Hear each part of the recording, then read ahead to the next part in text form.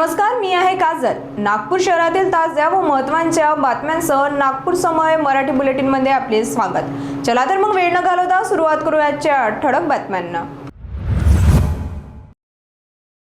जास्त टार्गेट पूर्ण करणे एका डिलिव्हरी बॉयला महागात पडलं का?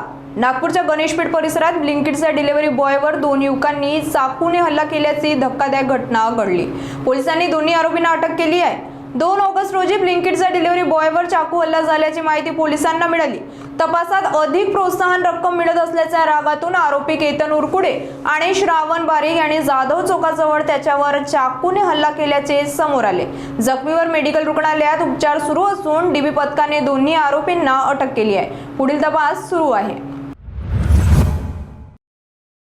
नागपुरात भाजप आमदार कृष्णा खोपडे यांनी काँग्रेसच्या ओबीसी मंडळ यात्रेवर जोरदार टीका केली।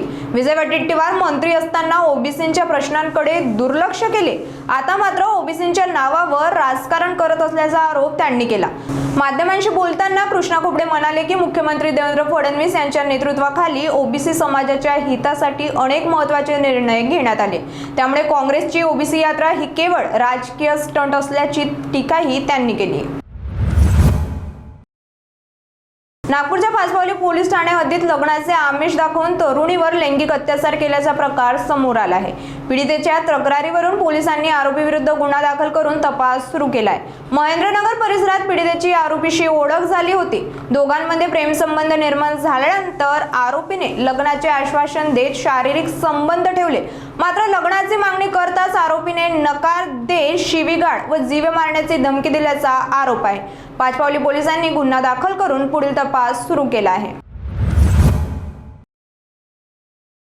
नागपुरात माध्यमांशी बोलताना माजी गृहमंत्री अनिल देशमुख यांनी परमबीर सिंग प्रकरणात एनआयएच्या भूमिकेवर प्रश्नचिन्ह उपस्थित करत कारवाईची मागणी केली। तसेच पोलीस वेतन घोटाळ्याची सखोल चौकशी करून दोषींवर कठोर कारवाई करावी असे त्यांनी म्हटले। यावेळी त्यांनी शिक्षण क्षेत्रातील योगदानाबद्दल दिवंगत DY पाटील यांना भावपूर्ण श्रद्धांजली वाहिली।